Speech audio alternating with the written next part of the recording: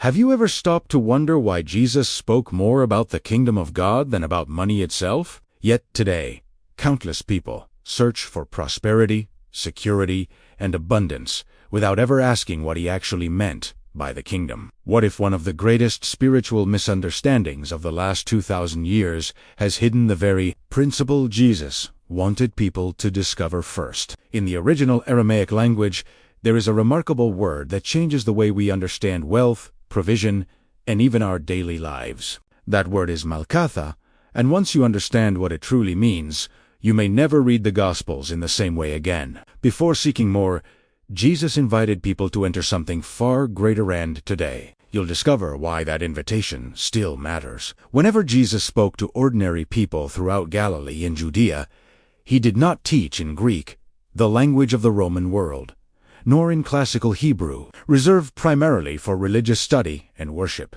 He spoke in Aramaic, the language of homes, families, fishermen, merchants, and farmers. It was the language that carried his stories, his parables, his words of healing, and many of his deepest spiritual revelations. This is one reason why returning to these original Aramaic expressions often reveals dimensions that become difficult to perceive through translation alone. Ancient spiritual tradition understood that Aramaic words were not merely labels attached to ideas. Their sounds themselves were believed to carry intention, determination, and spiritual resonance. Speaking them was seen as an act that engaged not only the mind, but also the heart and the whole person. Many scholars and seekers believe that when Jesus pronounced these sacred words, he was communicating on two levels at once, through meaning and through the living vibration of the language itself. For this reason, many believe that pronouncing an Aramaic word as Jesus spoke, it awakens something ancient within USR. Remembrance of our original design, sometimes described as reconnecting with our original spiritual DNA before fear, scarcity, and separation shaped our thinking. One of the most profound of these words is MALKUTHA, pronounced MALKUTHA, meaning kingdom, reign, or divine sovereignty. Yet this word never referred merely to a distant place called heaven. MALKUTHA describes the active reign of God's order, wisdom, abundance, and authority becoming present within a person's life. It is not simply somewhere we hope to arrive after death. It is a reality that begins transforming us the moment we choose to live under God's divine order rather than under fear. This changes everything about how we understand the famous teaching of Jesus to seek first the kingdom of God.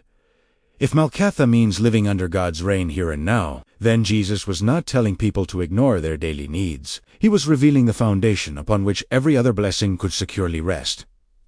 Before provision comes alignment. Before abundance comes divine order. Before external change comes an inner transformation that teaches the heart to trust the Father's government rather than the world's constant message of lack. It is no coincidence that those who heard Jesus in his own language would immediately recognize that MALKUTHA was not about geography. It was about entering an entirely different way of seeing reality. And once you begin to understand what that truly means, one remarkable question naturally follows. If the kingdom is already meant to be present within us, why do so many sincere people continue living as though they remain outside of it? If MALKUTHA, pronounced meaning the divine kingdom, or God's active reign, is already available, why do so many people spend their lives searching for abundance while feeling that it remains just beyond their reach? The answer may lie in one of the greatest misconceptions about prosperity. Most people have been taught to pursue money first, believing that security, peace, and purpose will naturally follow. Yet Jesus consistently reversed that order. He never condemned wealth, but he refused to make it the foundation of life. Instead, he pointed to something infinitely more stable, the kingdom itself. Imagine a magnificent tree. Most people admire its fruit, yet very few stop to consider its roots. Without healthy roots, the fruit cannot survive, no matter how beautiful it appears for a season. MALKUTHA teaches exactly this principle. Money, opportunities, influence, and provision are like the fruit of the tree. The kingdom, the living reign of God within us, is the root. When the root is healthy, the fruit naturally follows. But when people chase only the fruit, they often discover that even success cannot satisfy the emptiness created by spiritual misalignment. This explains why history is filled with people who possessed extraordinary wealth, yet remained imprisoned by anxiety. They had financial abundance, but lived with emotional scarcity. They accumulated possessions, while losing their inner peace. They gained influence but feared losing everything they had built. Jesus understood that external prosperity without inner order creates a fragile life. That is why MALKUTHA always begins from within. It restores priorities before it changes circumstances. Consider the way fear quietly influences daily decisions. Fear whispers that there will never be enough. It convinces us to compete rather than serve, to cling rather than trust, to worry rather than build with confidence. Over time, these small decisions become habits, and those habits become the architecture of our lives. Without realizing it, many people begin serving fear instead of serving God's kingdom. Their schedules, relationships, conversations, and financial decisions are no longer guided by purpose, but by the constant need to avoid loss. This is precisely why Jesus invited his listeners to seek MALKUTHA first. He was not offering another religious obligation. He was revealing a completely different operating system for life. A heart governed by the kingdom makes decisions from peace instead of panic. It sees generosity as wisdom rather than risk. It recognizes opportunities that fear would never allow us to notice. The kingdom changes the way we think, long before it changes what we possess. And this leads to an even deeper discovery. If MALKUTHA transforms the way we see the world, could it also transform the words we speak over our future every single day? In the next chapter, you'll discover why Jesus understood that every kingdom begins with an invisible agreement inside the human heart. If this teaching already feels this deep, imagine having a full guide with deeper explanations of JESUS's true teachings in Aramaic. You'll find the link to the study guide in the comments. And the best is yet to come. In the next chapters, you'll discover what could change everything for you. Every kingdom is built upon authority, not first through buildings, armies, or wealth, but through the beliefs that govern its people. This is why Jesus placed such extraordinary emphasis on the heart. He knew that before a person could experience the reality of MALKUTHA, pronounced MALKUTHA, meaning God's divine reign, they first had to recognize which kingdom was already ruling their thoughts. Every decision you make today is being shaped by an invisible authority. The question is, which one? Many people unknowingly live under what could be called the kingdom of scarcity. It has no physical throne, yet it governs millions of lives every day. It speaks through constant worry. It measures success only by possessions. It convinces people that there is never enough time, never enough money, never enough opportunity, and never enough security. Eventually, fear stops feeling like an emotion and begins feeling like reality itself. Once that happens, every circumstance seems to confirm what the heart already believes. Jesus introduced MALKUTHA because he wanted his followers to recognize a higher authority. In God's kingdom, generosity is stronger than fear. Purpose is greater than possession. Peace carries more value than panic. Trust produces clearer decisions than anxiety ever could. When a person begins living under this divine government, even ordinary moments take on new meaning. Work becomes an opportunity to serve. Resources become tools for blessing others. Challenges become invitations to grow rather than reasons to despair. This transformation rarely happens overnight. It begins with small, daily choices. Each time you refuse to let fear dictate your decisions, you strengthen the influence of MALKUTHA within your life. Every act of gratitude weakens the illusion of scarcity. Every generous action declares that your confidence rests in God's provision rather than in temporary circumstances. Slowly, almost imperceptibly, your entire perspective begins to shift. You stop asking, "How much do I have?" and begin asking, "How faithfully am I living under the King's wisdom today?" Perhaps this is why the teachings of Jesus continue to resonate across centuries. He never presented the kingdom as an escape from the world. He presented it as a new way of living within the world. And when that truth begins to settle into the heart, something remarkable happens. Abundance is no longer measured only by what fills your hands, but by what transforms your life from the inside out. In the next chapter, we'll uncover one of the most misunderstood principles in the Gospels, the connection between seeking MALKUTHA first, and why many people unknowingly delay the very blessings they have been praying to receive. One sentence spoken by Jesus has echoed across generations. Seek first the kingdom of God. Yet for many people, those words have become so familiar that they no longer stop to ask what they actually mean. If MALKUTHA pronounced MALKUTH, meaning the divine kingdom or God's active reign, is not simply a place we enter after this life, then seeking it first becomes a daily decision rather than a distant hope. It means allowing God's wisdom to govern every area of life before fear has the opportunity to take control. Notice how different this is from the mindset promoted by the world. Modern culture teaches us to chase results first, work harder, earn more, accumulate more.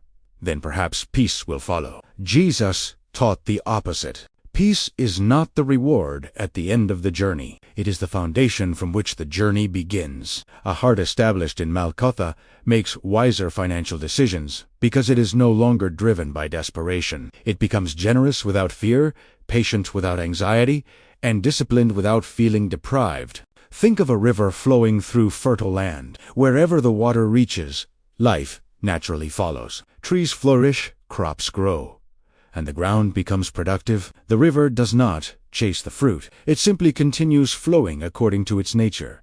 MALKUTHA works in much the same way. When God's reign becomes the source of your decisions, abundance is no longer something forced into existence. It becomes the natural result of living in harmony with divine principles. This is why Jesus spoke first about the kingdom and only then about everything that would be added afterward. Many people unknowingly reverse this order. They spend years pursuing the additions while neglecting the source. They seek provision without seeking wisdom. They desire prosperity without embracing generosity. They pray for open doors while continuing to think like prisoners of scarcity. Yet the invitation of MALKUTHA remains unchanged. Enter the kingdom first, and let every other area of life be transformed from that foundation outward. Perhaps this explains why two people can experience the same opportunity and produce completely different outcomes. One operates from fear and sees only risk. The other operates from trust and recognizes possibility. The external situation is identical,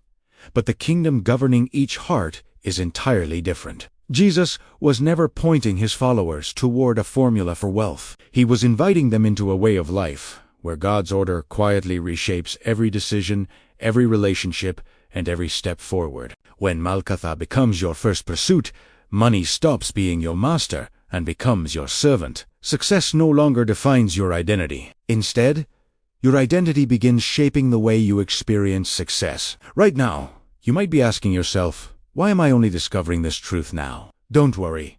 We thought about that. We're here to help you go deeper with a guide made for this journey. The link is in the comments.